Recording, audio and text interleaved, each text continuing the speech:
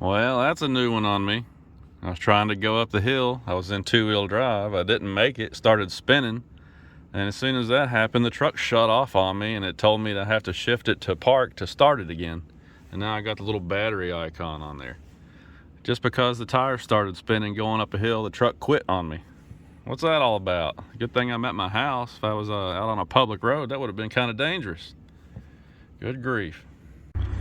Well, today is the day. I've got the 25 horse tractor strapped down, making sure I got it good and secure and everything, and I'm gonna take it down to the dealership and swap it out for the same tractor, just with more horsepower. So should be pretty interesting. Now this tractor actually, as long as you remember to put the ROPS down, this tractor fits in this trailer pretty good, so pretty nice way to haul it. Works out. The new one's going to be just a little bit wider and just a little bit longer, but it should still fit just fine. You can see I've got plenty of space on both sides, so it should be in good shape. Shouldn't be a problem. Whew. All right, finally got the Workmaster 40 loaded up.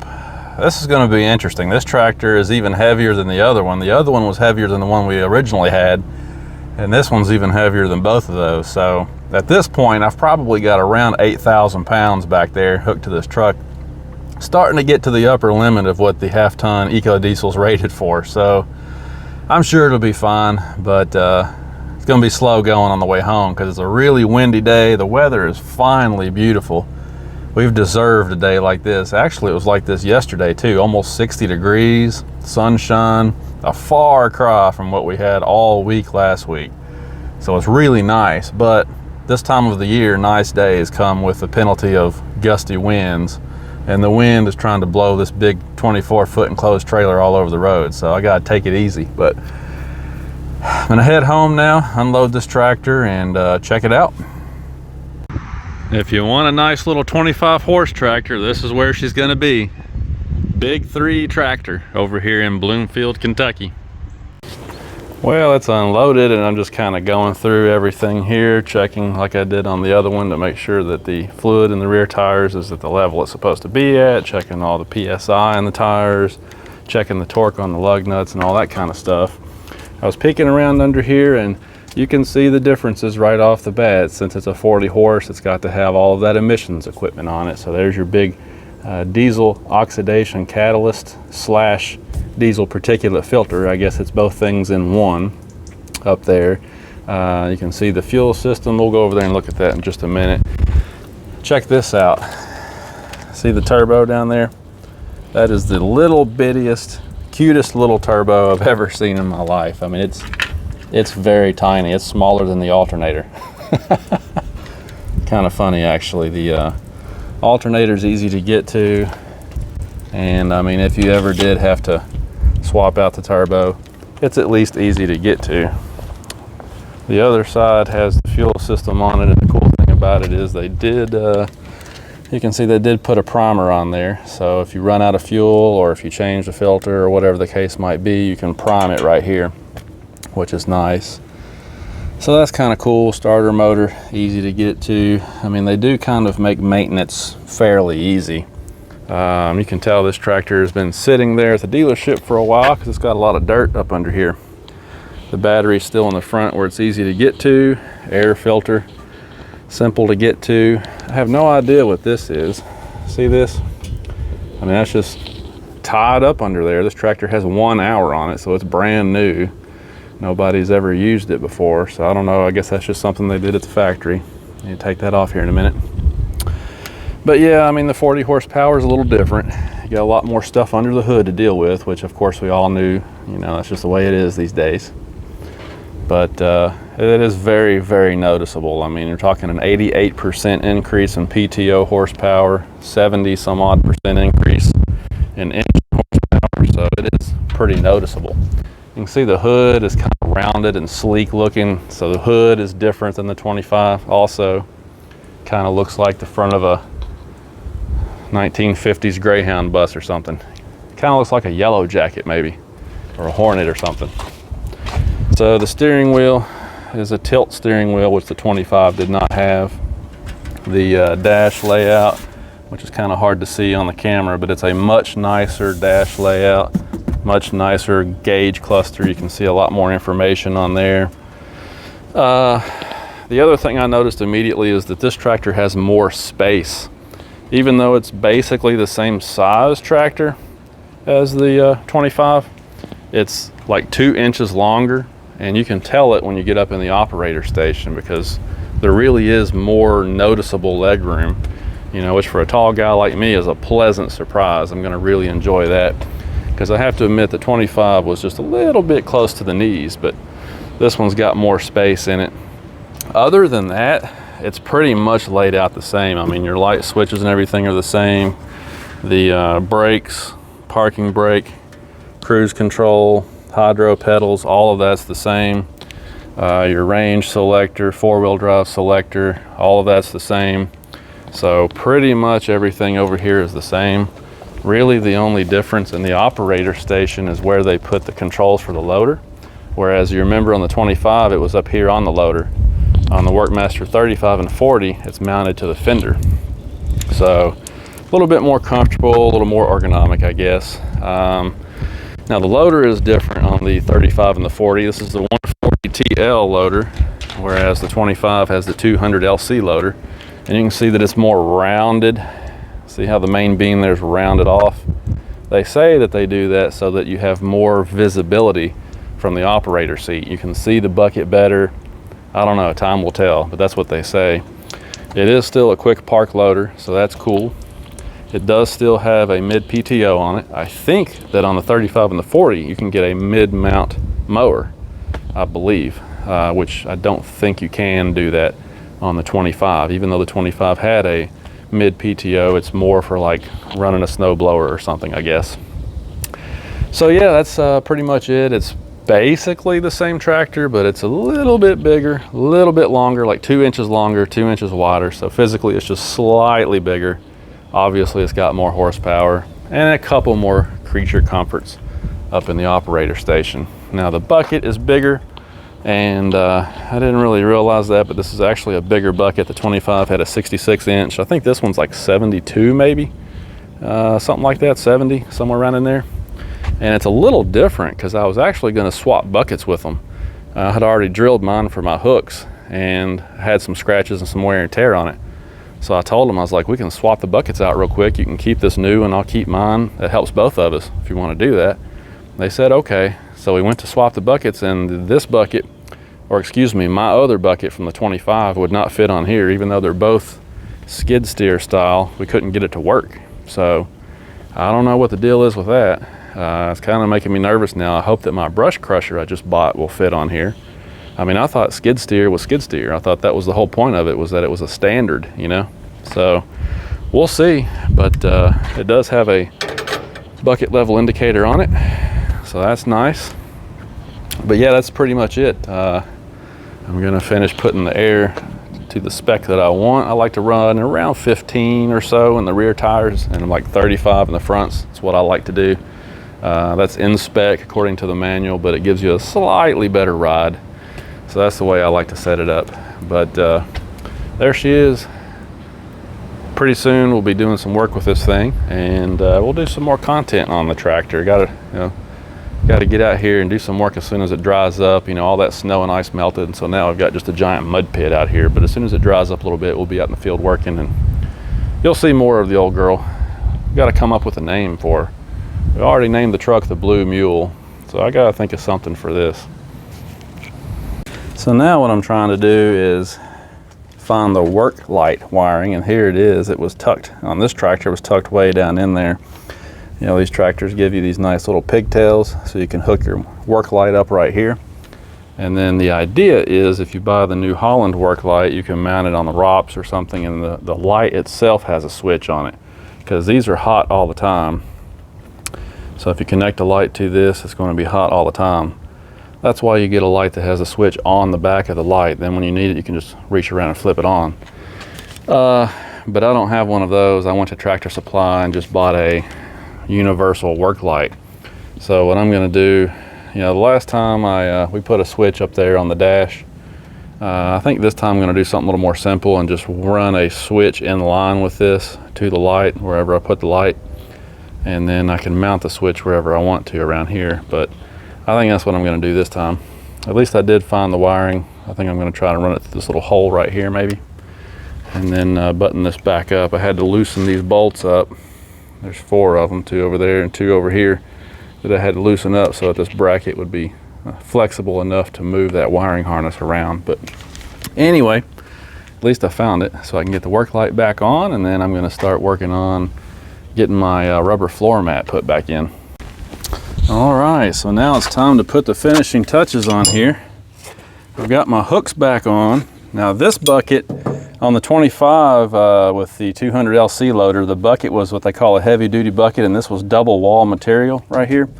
This one appears to be double wall material, but it's not. It's actually hollow up in there. You know, obviously you can see it rolls around, so it does have more strength and more rigidity than a typical bucket, but it's a single wall up in there.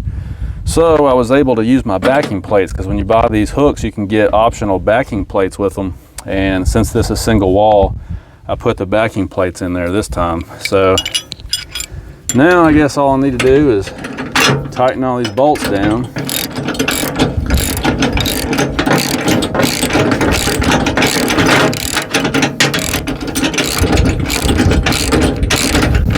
Also went back with my shorter bolts, because the kit came with shorter bolts for a single wall material, so I put the shorter bolts back in there as well. But once I get these hooks tightened down, then I'll pretty much have this one back to where I was before with the other one. Yeah, these hooks are actually really handy. I've already used them a couple of times just in a couple of weeks that I've had them. Super handy. And you know, if you wanted to, you could put another one here in the middle, but I really like this idea. I hadn't thought of this before until I saw some other people online doing this. If you put them on the ends like this, then obviously, you know, if you've got a big object here that has a tendency to tip out of the bucket and you need to move it around, then you can put it in here and run a chain from that hook to that hook around there and just kind of hold the object in. I mean, duh, really simple, but I hadn't really thought of it before. That's super handy. And then obviously just, you know, if you want to pick something up, taking a fence post out of the ground or setting a new tree you're planting or whatever. I mean, there's a million uses for these hooks. Super cool. And it's starting to get dark, it's starting to rain. I think I've had all the fun that I can have for one day. We got the grapple back on. It does fit, does work. We just had to adjust. We had to adjust those pieces down there that catch it, but it does work just fine, thankfully. And notice that I've got some grease fittings that are missing, so I'm gonna have to get some of those and put in there too for the pins. For now, I just took them out and greased them manually. Went ahead and greased the loader and pretty much got everything done. Checked all the fluid levels and everything should be good to go now. So I didn't manage to get my work light on a switch. I fooled with it a little bit, couldn't figure it out, but it's on and it's working at least. It's just on all the time, but I can fix that later. Anyway, I'm gonna call it a night and head back in the house. Appreciate you guys watching. We'll talk to you later. So the cool thing about the rubber floor mat is that all of the bolt holes were in the exact same position on the Workmaster 40 that they were in on the 25, so I didn't have to make any new holes. I just threw the rubber mat back on there and put the bolts back in real quick, so that's done. Got the toolbox on, the ROPS over there. The last remaining thing after I had it all done was this work light that I put back here. You know, like I said, like I was saying earlier, they make a work light that has a switch on the light because your little pigtail right here is hot all the time.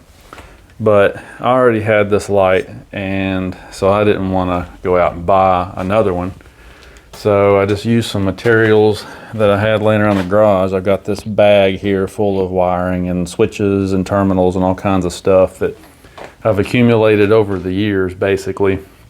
So what I did was I put a switch right here, and I went and traced that wire, because the wire for the work light back there is a light green with a red wire. So I followed it along the wire harness up under the dash, and I took the wire harness loom apart so I could find it, and I cut it and wired some terminals in line to this switch. So now I can actually use this switch to turn the work light on and off when I want to, instead of having it hot all the time. And it looks pretty nice, and it's convenient, and it's over here where the other light switches are. So that works out pretty good. So work light's done, toolbox is on, rubber floor mats in there. Westendorf sent me a new pin today that was missing. See, here's you got two pins in there. One of them is the pin that it actually swings on, and then the other pin catches it. It's loose right now, of course, but it catches that front or the lower jaw and keeps it from going too far forward. So I've got all the necessary pins in there. I realized, thanks to my son, that the grease fitting was missing. They didn't send me any grease fittings, so we picked up some grease fittings today and put in there. This was the 6 metric. I got the other one, the standard one, because I didn't know what the threads were, but it seemed like the metric one threaded in pretty well. So I put the 6 metric in there. So I've got grease fittings I can use now instead of having to pull a pin out. So I think that's pretty much it. I mean, I've pretty much got it where I want it to be for now. I guess I'm ready to go. I clean some grease off here. It looks like the dealership got grease all over the loader. So I need to go through and clean some of that off, because inevitably I will lean over to do something and get that all over my clothes. But yeah, I think now we're ready to go out and grade some roads and do some work with this thing.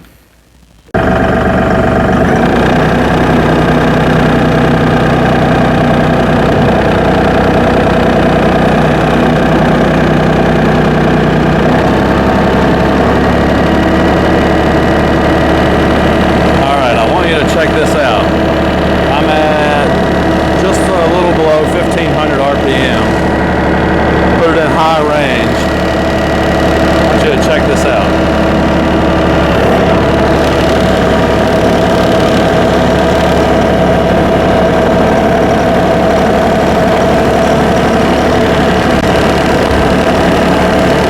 Now you're probably going to say to yourself, what's the big deal? Well, you're going to see here in just a moment. The big deal is that the 25 horsepower tractor would not even maintain speed in high range out here on this gravel road. Now we're going downhill right now, but when we start going back uphill, you're going to see where the big difference is.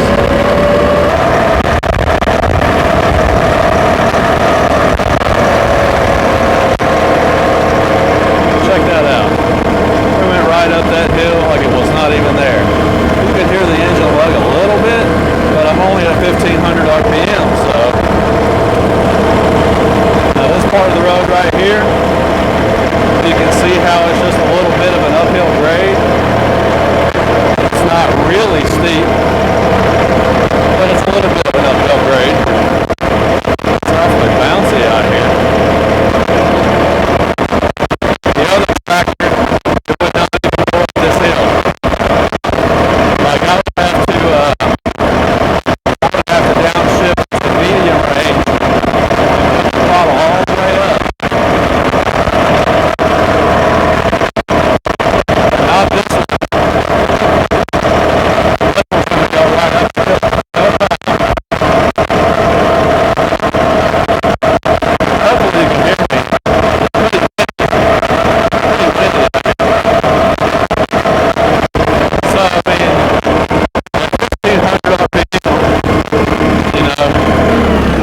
If it'll come up this hill on this road in high range at 1500, I mean, that's a huge difference. Like I said, full throttle, 2600 RPM on the other tractor, it wouldn't even do this. I mean, I can come to a dead stop and take off.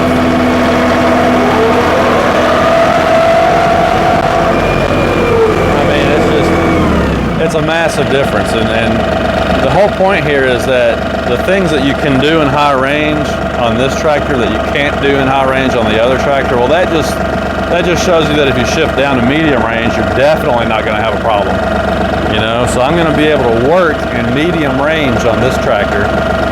And if I transport it, if I'm driving down the road, I can actually use high range and get somewhere on this tractor. Whereas the other one, it was pretty much low and medium all the time. This one, I feel like I can use all three ranges. I can actually use all of them. Anyway, that's just a big difference. I mean, just a huge difference right off the bat, being able to actually move more quickly, you know, get from point A to point B more quickly. Just a really big deal. So I think this tractor is going to be a lot better. I'm going to be a lot happier with it. I can already tell it's a more robust tractor. I mean, I've got a lot more leg room here. You know, my knees have room to swing around. I'm not up in the dash. It's just a slightly bigger tractor, a little bit more robust, a little bit more of a tractor, really. So I think I'm really going to be happy with this one. Can't wait to put it to work. But for now, I guess I better go put this back in the barn because I got to run to town and pick my son up from school. So we'll catch you guys later.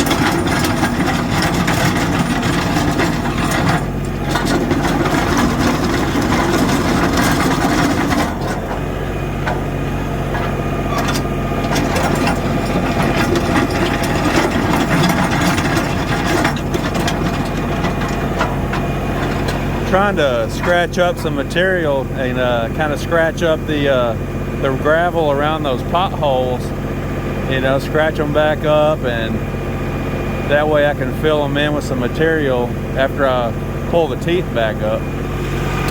But this tractor right here will get it done. I mean, I can work in medium, heck, I could work in high if I wanted to. I just don't ever do that. But low range, medium range, it doesn't matter. This tractor right here will get it done.